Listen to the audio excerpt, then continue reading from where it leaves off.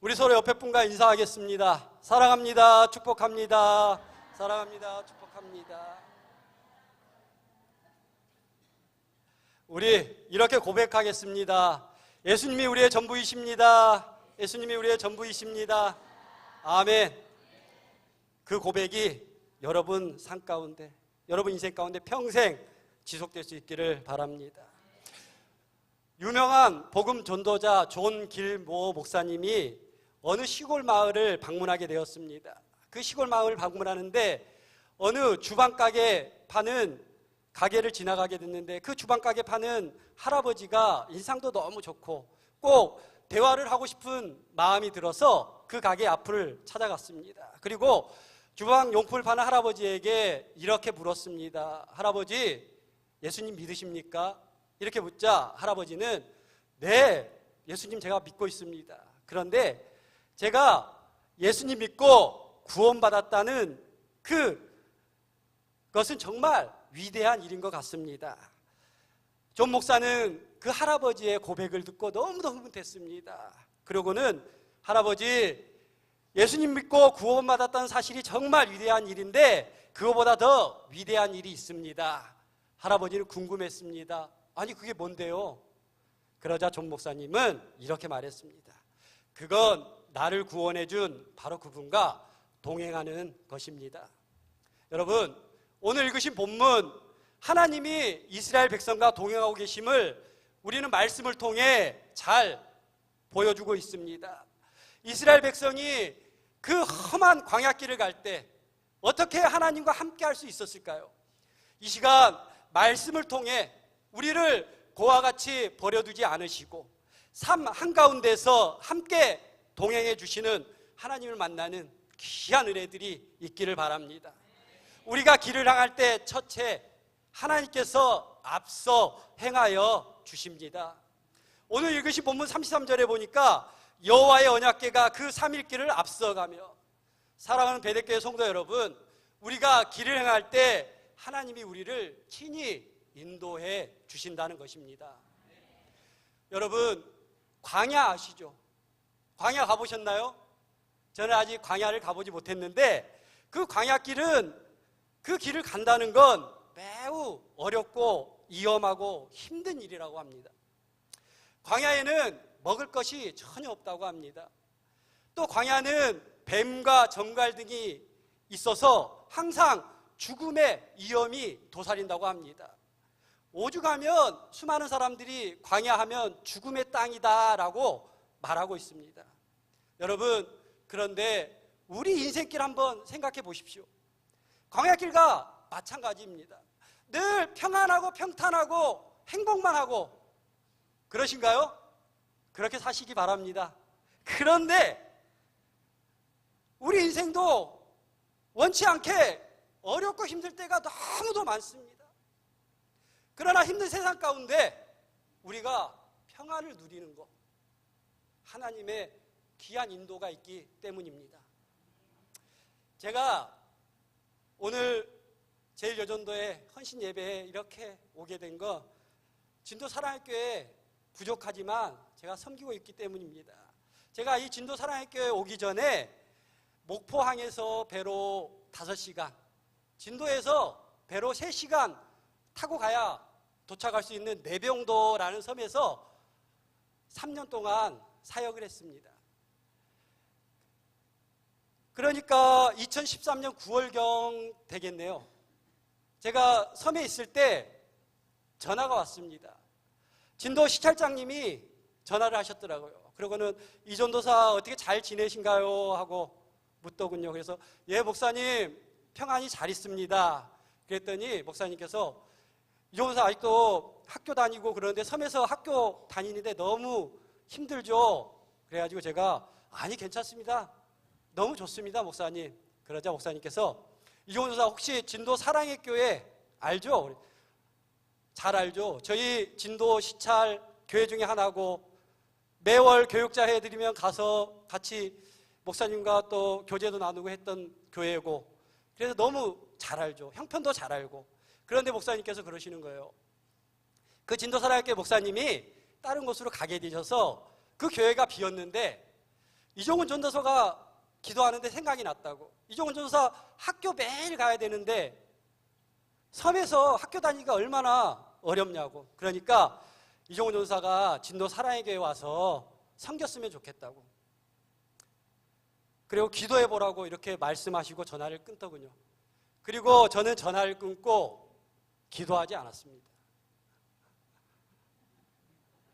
그 진도 사랑의 교회 누구보다 제가 형편을 잘 알고 처지를 내가 너무 잘 알기 때문에 제가 있는 섬이지만 성도라고는 7, 8분밖에 안 계시는 내병도지만 그래도 이게 낙도라고 제가 이제 3년 가까이 있는 동안에 CTS 방송도 나가고 해서 한국 많은 교회와 성도님들이 그 TV 방송을 보시고 뭐 기도도 해주시고 선교도 해주시고 그래가지고 너무 생활하는데 아무 어려움이 없더라고요. 근데 그 진도 사랑의 교회는 성도님 뭐 뻔하고 교회 형편 누구보다 내가 잘 알고 그러니까 그냥 전화기 꺼버렸습니다. 그리고는 기도도 않고 그냥 있었습니다.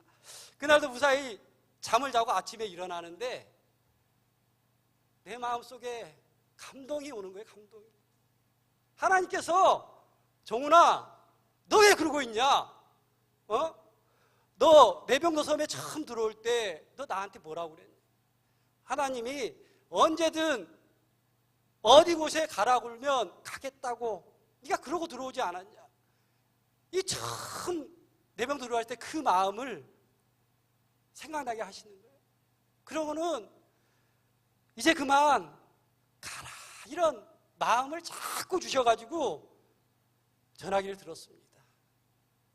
아내와 한마디 상의도 못하고 진도 시장장님에 전화해서 목사님 제가 진도 사랑의 교회에 가겠습니다. 그 말을 해놓고 하나님 원망했습니다. 하나님 이제야 자리 좀 잡히고 편안하게 돈 걱정 않고 좀 사역할 만한데 왜 또 저를 이렇게 보내십니까? 아내에게 그 말하자 아내 표정도 그렇게 참 밝은 표정이 아니더라고요. 그러고는 제가 예배당에 들어가서 기도했습니다. 하나님, 저는 어차피 하나님이 너는 내 것이라 해가지고 불러가지고 세우셨는데 저는 굶더라도 괜찮습니다. 먹고 싶은 거 못 먹어도 괜찮습니다. 하지만 하나님, 저 두 아이들, 그 아이들 있잖아요. 쟤들이 뭔 죄입니까? 목회자 부모 만나가지고 쟤들 먹고 싶은 거 못 먹고 가지고 싶은 거 못 가지고 이건 괜찮습니다. 그런데 절대 굶게는 하지 말아 주십시오. 이런 기도를 했습니다. 그러고는 일주일 만에 이사를 하게 되었습니다. 이사하고 10월 초에 첫 예배를 드리는데 작년 7분 딱 나오셨더라고요. 근데 여러분 참으로 놀라운 일을 봤습니다. 7분 나와서 예배 드리는데 한 분도 이 성경책을 가지고 오신 분이 없더라고요. 와, 참 놀라운 일이었습니다. 내병도 그 섬에서도 다들 성경을 가져오는데 한 명도 없는 거예요.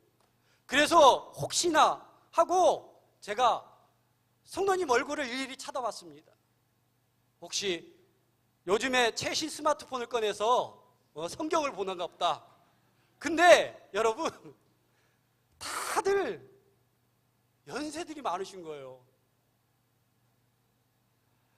알고 봤더니 성경책도 없대요. 지금껏 성경 들고 다닌 적이 없대요. 그래가지고 그렇게 예배를 드리는데 제가 그 다음날 성경책을 다 사서 드렸습니다.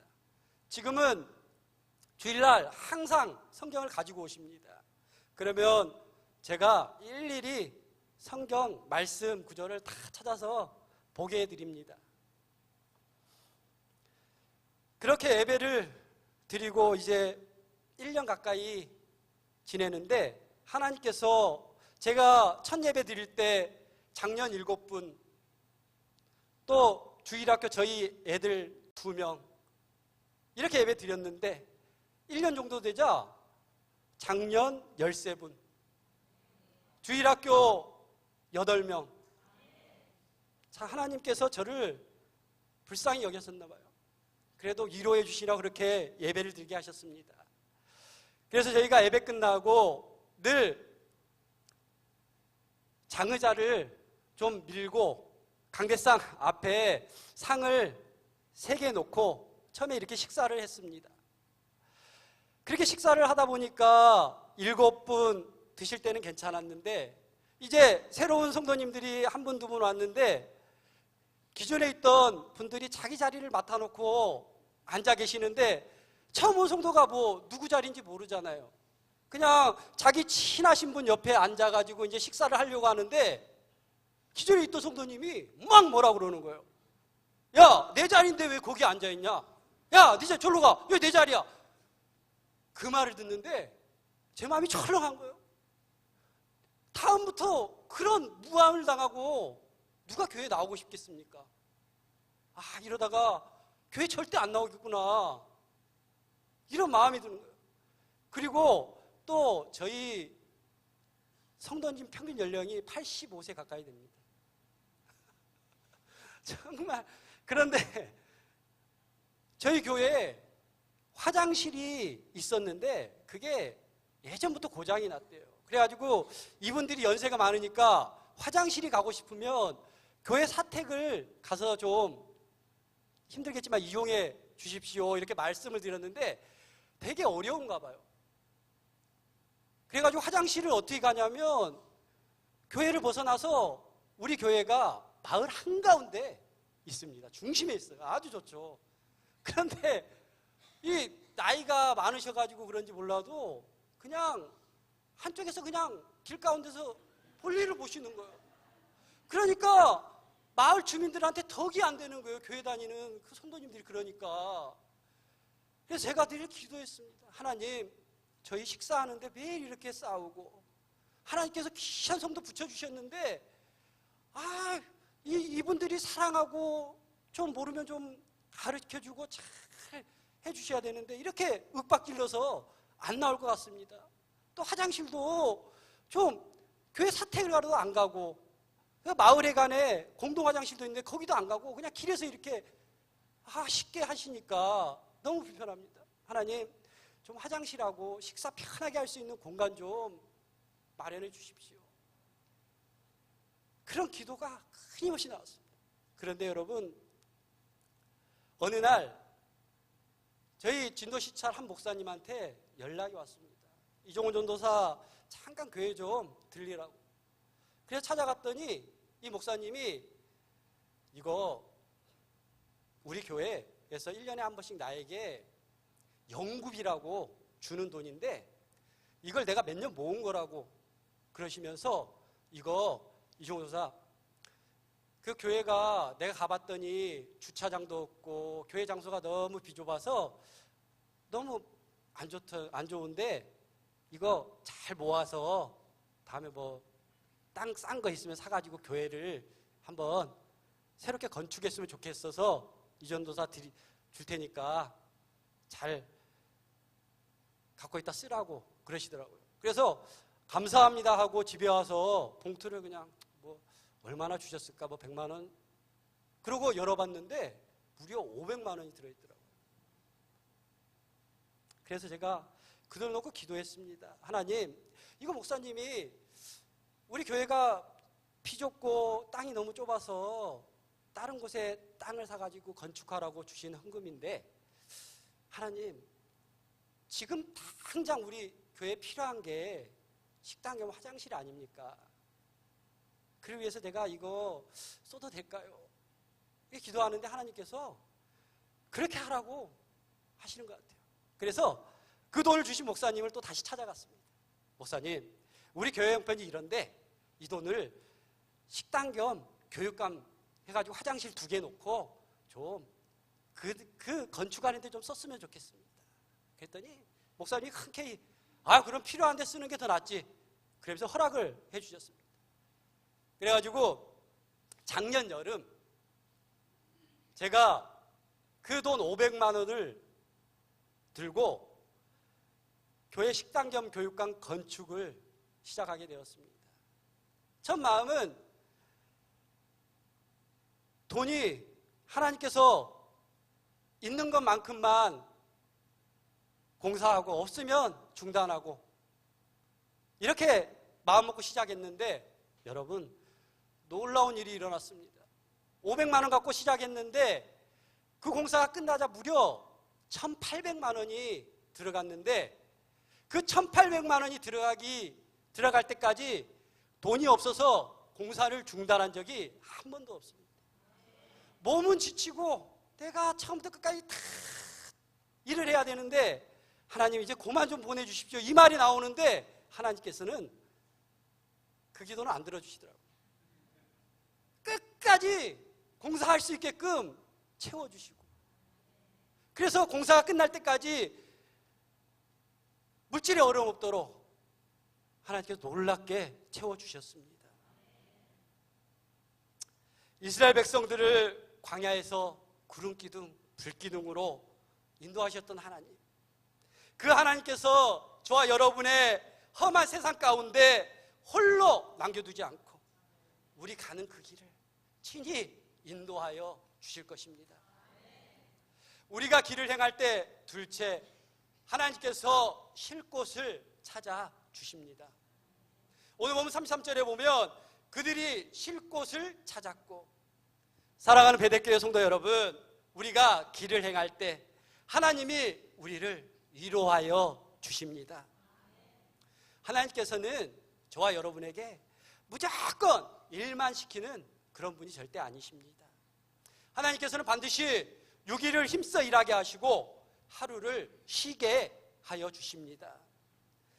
우리가 그 하루의 쉼을 통하여 육체의 피로가 회복되고 다시 힘을 얻어서 또 일주일을 살아갈 수 있는 것입니다. 그런데 여러분, 육체의 힘은 얻었는데 영의 힘은 어떻게 해야 됩니까?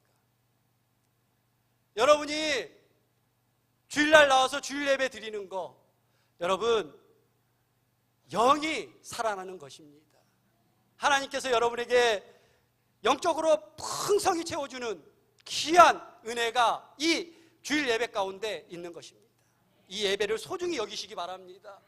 예배 드리는데 조금 더 나는 우리 사업 때문에, 나는 직장 때문에, 나는 내 가족의 일이 있어서 이런 핑계 대지 마시기 바랍니다. 이 예배는 우리가 무엇과 바꿀 수 없는 귀중한 것입니다. 그 예배에 여러분 최선을 다하여 하나님께 예배를 영광 올려드릴 수 있기를 바랍니다. 여러분이 광야를 가다가 쉴 곳을 찾았다고 한번 생각해 보십시오. 얼마나 기쁘고 얼마나 감사하고 행복하겠습니까? 힘든 광야길에 오아시스를 만난 것처럼 믿는 자에게는 세상이 줄 수 없는 하나님의 귀한 위로가 있는 것입니다. 하나님은 힘들지 않도록 광야 같은 인생길에서 쉴 곳을 찾아주시는 분이십니다. 여기에 사업하시는 분 있으신가요? 이 사업하시는 분이 엄청 빨리 다가오는 날이 있다고 합니다. 그게 뭘까요? 직원들 월급 주는 날. 그날이 왜 이렇게 빨리 오는지. 또한 여러분, 건물에 월세 사는 사람들이 가장 빨리 다가오는 날, 월세 주는 날 아닌가요?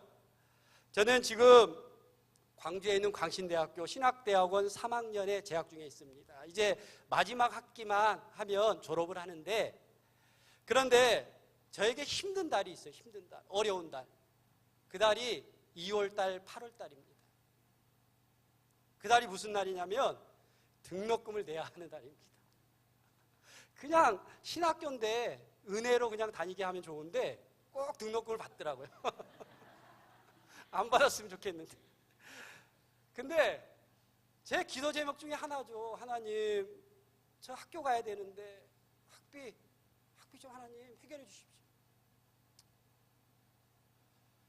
더 좋은 건 우리 13분의 성도님 중에 제가 4년 동안 학교 다닐 그 기간 동안 전도사님 어떻게 학비는 어떻게 하십니까? 라고 물어보는 그런 성도님이 한 분도 없다는 거죠.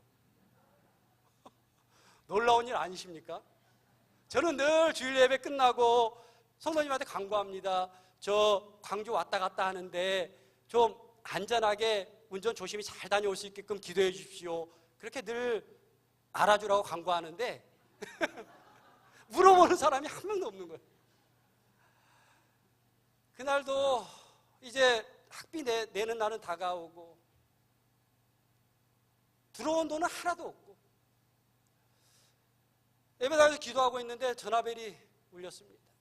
그 전화를 받으니까 친한 목사님이 아닌 그저 진도군 교회연합회 부흥회하고 그럴 때 몇 번 인사했던 목사님이 전화하셨더라고요. 그러면서 이종훈 전사님이 아직도 학교 다니냐고 그러길래 예, 지금 이제 3학년입니다. 1년 하면 끝납니다. 그랬더니 그럼 오후에 시간 있으면 우리 교회 잠깐 들렸다 가라고 그러시더라고요. 그래서 그 교회도 저희 교회만큼이나 어려운 교회입니다. 뭐 성도 많고 큰 교회가 아니라 뭐 그저 혹시 성미라도 좀 나눠주시려나 보다 이 마음으로 한번 찾아뵀는데 근데 이 목사님이 이종훈 전사 우리 교회 어려운데 우리가 선교하려고 이거 몇 달 동안 모은 돈인데 이거 이종훈 전사 학비에 좀 보태라고 그러시면서 봉투를 주시는 거예요. 봉투 보니까 뭐 두께가 한 10만 원, 20만 원, 이 정도 되겠다. 저도 교회가 어려우니까 감사하다. 그리고 집으로 왔는데 집에서 봉투를 열어보니까 무려 100만 원이 들어있는 거예요. 이 100만 원 여러분 엄청나게 큰 돈입니다. 쉽게 저희 교회 한 달 총 헌금이 많이 나오면 30만 원 아니면 25만 원 이게 한 달 헌금입니다. 여러분. 근데 100만 원이면 4달 헌금을 저한테 주신 거예요. 그 돈 들고 참 눈물이 나더라고요. 이 목사님 정말 쓰실 때도 많을 건데 그러고는 잠을 자고 이제 아침에 일어났는데 하나님께서는 제가 좀 잘 되는 걸 원치 않으신 거 아닌가 이런 생각이 들더라고요. 감동이 오는 거예요. 종훈아, 네 동기 중에 이번에 학교 휴학하고 필리핀 선교 간다는 전도사님 계시잖아. 근데 그 전도사님 필리핀 선교 가는데 어려울 것 같은데 너는 어떻게 생각하냐? 이런 감동을 주시는 거예요. 하나님, 그러면 저희가 선교하려고 11조 모아놓은 돈이 있는데 그거 보내줘. 그거 드릴게요. 그랬더니 하나님께서 그것도 당연히 주고 너 어제 받아온 돈 있잖아. 하나님, 이거 학비 내야죠 하나님. 근데 못 이기겠더라고요. 그래서 아내를 찾았습니다. 여보 잠깐만요. 우리 동기 전도사님이 한 분 계시는데 며칠 전에 휴학을 했어요. 그리고는 이제 내일 모레 필리핀 선교 가신다고 그러더라고요. 근데 우리 그 전도사님 필리핀 가시는데 선교 좀 하자고. 선교 좀 해야 될 것 같다고. 그랬더니 아내가 예, 그런 거 우리 선교하려고 모아둔 30만 원 그거 하시죠 뭐. 저하고 똑같이 말하더라고요. 아니 여보, 하나님께서 우리 어제 받은 돈 그거 드리라고 하는데 그래서 한참 땅을 쳐다보고는 이렇게 말하더라고요. 아유, 전사님, 그럼 50만 원만 하고 50만 원은 학비합시다. 어? 그 말에 나도 그래 그러자. 그거 50만 원 어딘데? 이거 엄청난 돈 아닌가 우리한테. 그러고 싶은데 아니, 하나님께서 다 드리라고 하네. 다 드립시다. 학교 등록 못하면 그냥 한 학기 쉬면 되잖아요. 한 학기 쉬는 것도 은혜 아닌가요? 학교 다니는 것도 나 피곤한데, 공부하는 것도 힘든데 그냥 다 드립시다.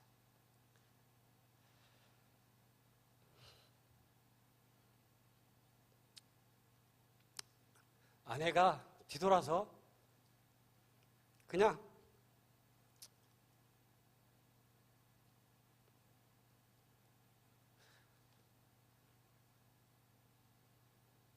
말없이 눈물만 흘리더라고요.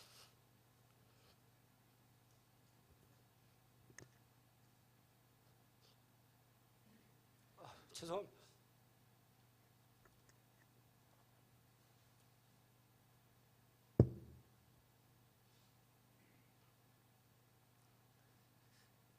한참 그러더니 저희들 그러거든요. 전사님, 드리시죠. 하나님께서 우리 지금까지 이렇게 살게 하시고 이렇게 인도해 주셨는데 하나님께서 책임져 주시지 않을까요? 저보다 더 믿음이 좋더라고요. 훌륭하더라고요. 그래서 그 필리핀 선교 가는 전도사님을 찾아가서 봉투 드리고 기쁜 마음으로 돌아왔습니다. 그런데 여러분, 놀랍게도 제가 등록금 못 내서 휴학하지 않고 지금도 학교에 잘 다니고 있습니다. 하나님은 저와 여러분의 위로자가 되십니다. 제가 사는 진도, 그 진도대교 하면 여러분 혹시 뭐가 떠올린가요? 멋지다, 참 바다가 잘 보인다, 높다. 근데 그 진도대교 밑에가 유명한 명남 대첩지 아닌가요? 이순신 장군이 12척의 배로 왜군 300척을 격파해서 이긴 그 전쟁. 그런데 여러분, 성경에 보면 더 위대한 일들이 우리에게 많이 있습니다. 열왕기상 18장 20절에 보면 여러분 잘 아시는 유명한 갈멜 대첩이 나오잖아요. 갈멜 대첩. 엘리야가 400대 50대 1로 싸워 승리한 그런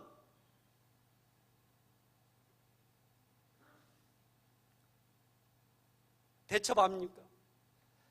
이 엘리야가 바알과 아세라를 섬기는 선지자 850명을 부릅니다. 그런데 갈멜산으로 오라고 요청을 했는데 이 눈치 빠른 아세라 선지자들은 한 명도 오지 않습니다. 그리고 자만심 많고 자신들이 떳떳하다고 여기는 바알 선지자 450명만 갈멜산으로 찾아옵니다. 그리고는 엘리야가 그들에게 요청합니다. 너와 내가 이쪽에 제단을 쌓고 네가 섬기는 신과 내가 모시는 하나님과 기도하여서 이 제단에 불을 먼저 내리게 하는 신이 참신이고 최고다. 그러니까 우리가 각자 기도해서 이 제단에 불을 먼저 내리게 한 사람이 승리한다. 바알 선지자들이 아침부터 저녁까지 바알 신을 찾습니다. 불을 내려달라고 기도합니다. 그런데 아무런 응답이 없습니다. 이들은 이제 칼과 창을 꺼내서 자신의 몸을 학대하면서 피를 흘리면서 기도하지만 아무런 응답이 없습니다. 엘리야가 그들을 향해 비웃고 하나님께 기도하자마자 하늘에서 불이 내려 제단이 불이 환하게 타버립니다. 바알 선지자 450명을 용감히 이긴 엘리야. 그 당당하고 자신만만한 엘리야가 여자의 말 한마디에 시험 들어버립니다. 아합의 아내인 이세벨이 내가 반드시 엘리야 너를 죽이겠다, 이 말을 듣고 도망자 신세가 되어버립니다. 로뎀 나무 아래에서 머리를 박고 하나님께 기도합니다. 하나님, 저 이세벨이라는 여자가 나를 죽이겠다고 해서 내가 무서워서 못 살겠습니다. 제발 이 목숨 좀 걷어가 주십시오. 하나님께서는 그러한 엘리야에게 천사를 보내어 숯불에 구운 떡과 물을 먹게 해서 힘을 얻게 하고 그의 마음에 위로를 주셨습니다. 여러분, 사람은 누구나 문제가 생기면 자신 앞에 놓인 문제가 커 보입니다. 문제 뒤에 분명히 서 계신 주님을 바라보지 못합니다. 하나님은 두려움과 고난 그리고 근심 걱정에 빠진 우리를 위로하고 건져주실 분이십니다. 가정의 문제, 개인적인 문제, 이웃과 동료의 문제 주님께 맡기시기 바랍니다. 주님께서 해결해 주실 줄 믿습니다. 우리가 길을 행할 때 셋째 여호와의 구름이 덮여졌습니다. 오늘 본문 34절에 보면 낮에는 여호와의 구름이 그 위를 덮었더라. 사랑하는 베델교회 성도 여러분, 우리가 길을 행할 때 하나님이 우리를 지키시고 보호하여 주십니다. 한낮 광야, 여러분, 뜨거워서 서 있지도 움직이지도 못한다고 합니다. 광야는 한낮 평균 온도가 45도에서 47도를 육박한다고 합니다. 그런데 하나님께서 그 광야가에 있는 이스라엘 백성들을 구름 기둥으로 그늘 만드시고 뜨거운 태양을 가려주셨습니다. 하나님은 성도들이 만나는 고난과 환난에서 방패가 되어주시고 보호자가 되어주십니다. 제가 진도에서 광신대까지 차로 빨리 가면 2시간, 평균 속도로 막히지 않고 가는 게 2시간이고 좀 천천히 차가 좀 막혀서 시간이 좀 걸리면 2시간 반 정도 소요됩니다. 그걸 월요일날, 화요일날, 목요일날 이렇게 3번을 다니고 있습니다. 그렇게 다니다 보니까 늘 졸음과의 싸움을 하게 됩니다. 왜 이렇게 운전대만 잡으면 졸음이 오는지, 졸리는지. 평상시 새벽 기도 하려고 집에서 자려고 하면 그렇게도 오지 않는 잠이 운전대만 잡으면 왜 이렇게 눈이 감기는지. 늘 학교 가는 길이 참 힘듭니다. 그날도 학교 가는 그 길에 여전히 눈꺼풀은 자꾸 내려오고 차는 반드시 가야 되는데 이리저리 왔다 갔다 하니까 옆에서 빵빵대고, 그런데 너무 졸려서 한쪽에 차를 대고 잤으면 좋겠는데 수업 시간은 얼마 남지 않았고 눈을 막 비벼가면서 가다가 광주 서강산 IC 요금을 내고 터널을 빠져나오는데 그만 제가 깜빡 졸았습니다. 쾅 해서 눈을 떠보니까 제 차가 앞차를 크게 부딪혔더라고요. 3중 추돌이 났는데 제 승용차가 앞이 완전히 다 들어가가지고 라디에이터도 터져가지고 물이 새고 연기가 나고 막. 그런데 여러분, 그냥 몸은 멀쩡한 거예요. 그래서 제가 창문을 열고 앞에 사고를 당한 사장님한테 찾아가서 제 손하고 인사를 계속 사과를 드렸습니다. 그랬더니 이분이 막 욕을 하면서, 아니 젊은 사람이 박으려면 좀 브레이크라도 좀 밟아주지 그렇게 세게 박냐고 막 막 뭐라고 그러시는 거예요. 아유, 죄송합니다. 아유, 제가 깜빡 졸았습니다. 죄송합니다. 어떻게 알고 금방 레카차가 오고 경찰이 오고 사고를 금방 수습해 주더라고요. 그래서 한쪽으로 차를 빼고 그 사장님에게 5번 정도 사과를 드린 것 같아요. 그랬더니 사장님이 괜찮다고, 아저씨 지금은 아저씨 멀쩡한 것 같은데 이 교통사고가 참 웃긴 게 하루 지나면 이제 통증이 시작된다고, 꼭 병원 가시라고 저한테 오히려 병원 꼭 가라고 그러시더라고요. 여러분, 제가 그렇게 학교 다닐 때 그렇게 졸았는데 지금껏 사고 한 번 안 나고 그렇게 다닐 수 있던 거 주님의 도우심이, 주님이 지키심이 함께 했던 것입니다. 그날 그렇게 졸아가지고 사고가 났는데도 뼈 하나 다치지 않고 멀쩡했던 거, 주님의 보호가 있었기 때문입니다. 여러분들 삶 가운데 늘 하나님의 도우심이, 지키시고 보호하심이 함께 하게 해달라고 기도하시기 바랍니다. 여러분들의 귀한 자녀들, 여러분이 어떻게 지키시고 보호하실 것입니까? 여러분들 자녀 하나님께서 늘 지키시고 보호해달라고 자녀를 위해서 꼭 기도하시기 바랍니다. 또한 이 자리에 여러분들을 위하여 애쓰시는 담임 목사님, 그 목사님을 위해서, 목사님 건강도 하나님께서 지키시고 보호해달라고, 그래서 우리에게 영의 양식을 풍성히 먹일 수 있게 해달라고 목사님을 위해서 기도해 주시기 바랍니다.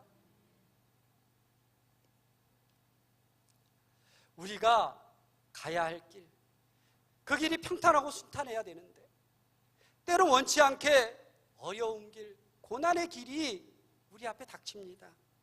그러나 여러분, 주님께서 우리보다 앞서 행하시고 우리의 쉴 곳을 찾아 주실 것입니다. 저와 여러분의 인생길에 늘 동행하여 주시는 하나님과 친밀한 관계가 지속되길 예수님 이름으로 소원합니다.